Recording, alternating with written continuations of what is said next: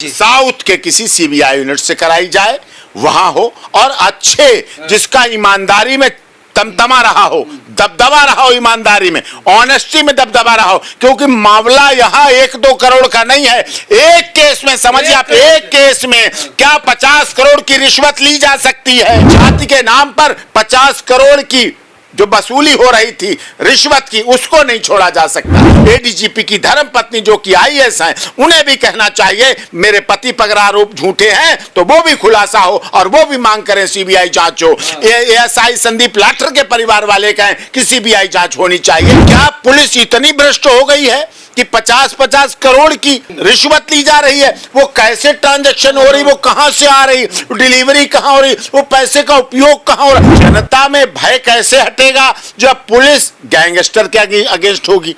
तभी तो आत्महत्या से पहले जो उसने बातें कही हैं, जो तथ्य है, मृत्यु से पूर्व दिया गया बयान, वो सत्य माना जाएगा, वो डाइंग डिक्लेरेशन माना जाएगा। तो उस डाइंग डिक्लेरेशन के आधार पर क्या क्या आगे प्रोसीड होता है, ये जातिगत कारण भी अलग है। हरियाणा पुलिस का अच्छा अधिकारी था संदीप लाठर, जिसे इतने गहरे रहस्य पता थे। फिर ऐसे गहरे रहस्य और किस किस को पता है? क्या गहरी ऐसे रहस्य से क्या पुलिस और अपराध का मेल जोल हो रहा है? हरियाणा में आईपीएस वाई पूरण सिंह के सुसाइड मामले में हंगामा मचा है, लेकिन इस मामले में नया मोड़ तब आ गया जब पूरण सिंह के खिलाफ एक एएसआई ने भी सुसाइड कर लिया और कहा कि ये आईपीएस खुद भ्रष्ट था और राव इंद्रजीत से 50 करोड़ की रिश्वत ली थी, गैंगस्टर राव इंद्रजीत से, और इनके पूरे मामले की जांच होनी चाहिए। उन्होंने कहा कई लोग भ्रष्ट है, यहाँ तक कि पूरण सिंह की पत्नी जो आईएएस है उस पर भी भ्रष्टाचार के आरोप लगाए हैं। कहा कि जब तक ये गिरफ्तार नहीं होती, उसके खिलाफ केस नहीं होता,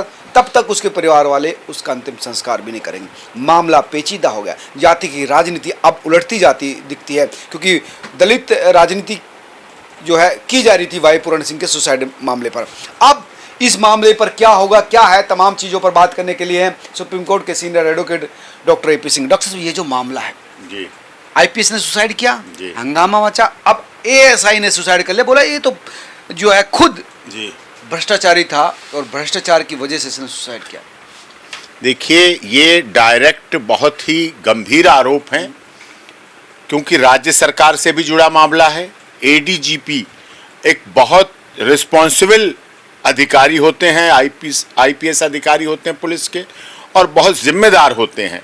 और वहाँ पर पहले अभी तक जातिगत रंग दिया जा रहा था कि सुसाइड हुआ, दलित समाज का था, अपने अधिकारियों से परेशान था, अपने अफसरों से परेशान था, अपने अफसर उसको आलोचना करते थे या फिजिकली या मेंटली हरासमेंट करते थे, जिसकी वजह से सुसाइड किया। उनकी पत्नी आईएएस हैं।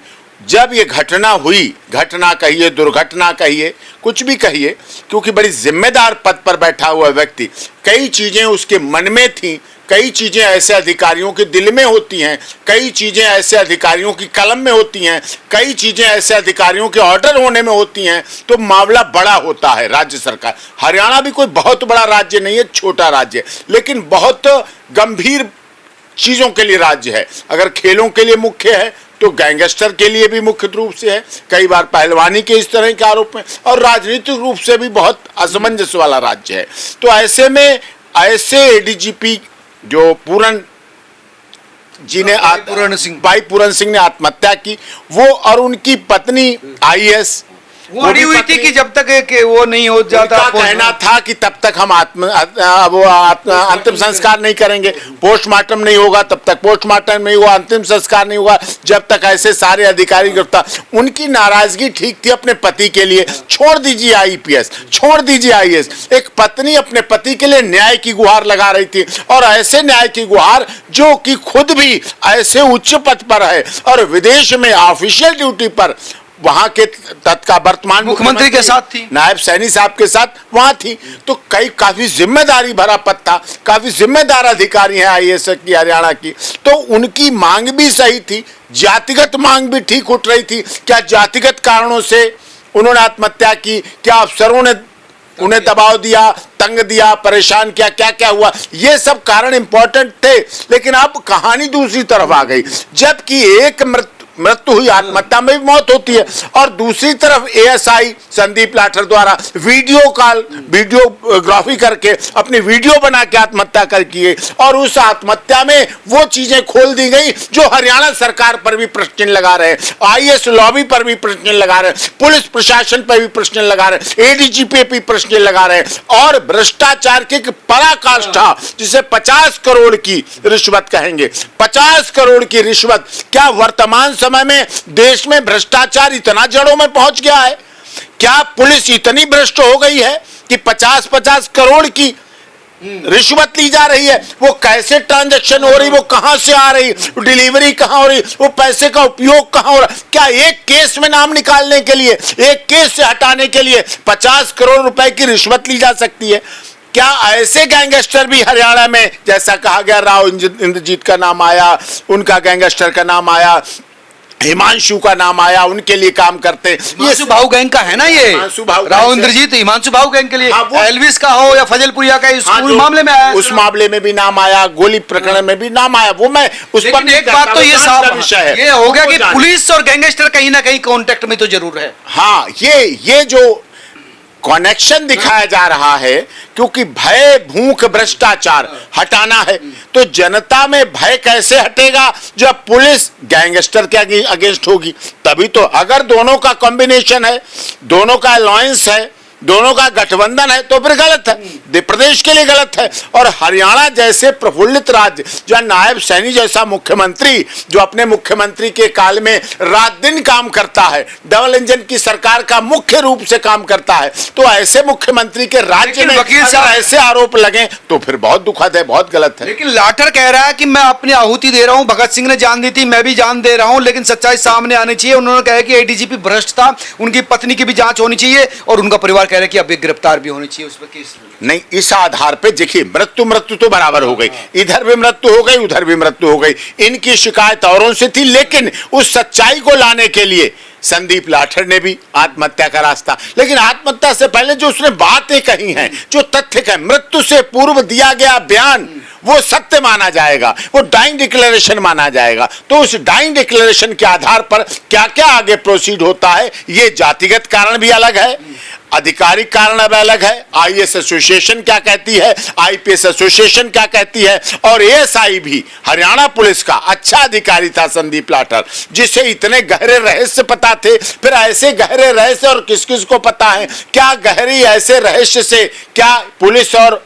अपराध का मेल जोल हो रहा है, वो गलत है। तो इस तरह आम जनता का हित कैसे सधे, आम जनता का हित किस तरह से हो, न्याय कैसे मिले, access to justice for all कैसे हो, हर गरीब दलित शोषित पीड़ित मजदूर मजलूम को न्याय कैसे मिले, इसका भी आपको तो आईएएस पत्नी गिरफ्तार हो सकती है, केस हो सकता है उस पर? नहीं होने को तो बड़े बड़े अधिकारी, बड़े बड़े मुख्यमंत्री, प्रधानमंत्री नरसिम्हा राव जैसे गिरफ्तार हुए। इस देश में राजा हो, रंक हो, फकीर हो, कोई भी हो, न्याय सबके लिए है, पुलिस सबके लिए है, गिरफ्तारी सबके लिए है, और बीएनएस भारतीय न्याय संहिता भारतीय, ये सबके लिए गिरफ्तारी हो सकती है, ऐसी कोई बात नहीं। जांच तो उन्होंने कहा कि जांच हो जो है कि इसमें पूरा जो उन्होंने ऐसे आंकड़े दिए हैं, ऐसे तथ्य दिए हैं, अपना मृत्यु से पहले की अपनी वीडियो रिकॉर्डिंग दी है, उसका एक एक पहलू बहुत उच्च स्तरीय जांच होना चाहिए। मैं तो कहता हूं अब इस मामले की जांच हरियाणा पुलिस में नहीं हो सकती। अच्छा। अब इस मामले की जांच होनी चाहिए सीबीआई के द्वारा,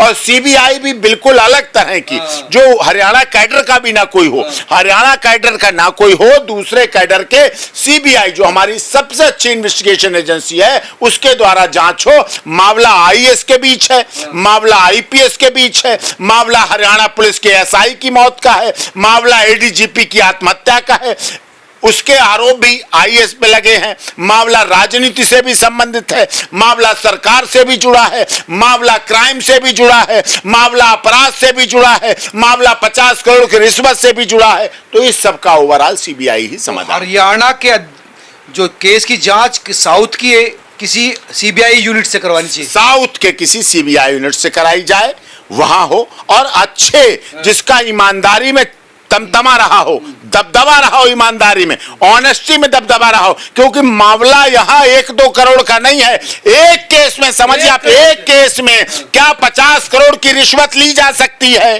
क्या दी जा सकती है, कौन देने वाला, कौन लेने वाला, क्यों दी गई, किस लिए दी गई, किसने दी, वो पैसे कहां से आए, वो किसके द्वारा आए, वो कहां जाएंगे, किस लिए जाएंगे, ये सारी जांच होगी। उसका ये कहना है कि बहुत सारे मामलों में और भ्रष्टाचार छिपाने के लिए भी देखो सच्चाई क्या है ये देखना होगा और पता हम लोग, आप देश के वरिष्ठ पत्रकार हैं, आपका चैनल पूरी दुनिया में देखा जाता है, दर्शक भी चाहते हैं ये देख सामने आना चाहिए, सच्चाई सामने आनी चाहिए, सच सामने आता है तभी पता चलता है। भाई उसने, लाठर ने ये भी कहा कि ये कहता था मैं खुद आईपीएस हूं, मेरी पत्नी आईएएस है, मेरा साला विधायक है, मेरा कुछ नहीं बिगड़ सकता। नहीं, ये कहना मेरा साला विधायक है, मैं आईपीएस हूं, मैं एडीजीपी हूं, मेरी पत्नी आईएएस है, मेरी पत्नी मुख्यमंत्री के साथ ऑफिशियल और स्पेशल ड्यूटी या स्पेशल डेपुटेशन पर या ऑफिशियल ड्यूटी पर या विदेश पहुंची गई हैं या मुख्यमंत्री के ऑफिशियल कार्य में बहुत कार्यरत रहती हैं,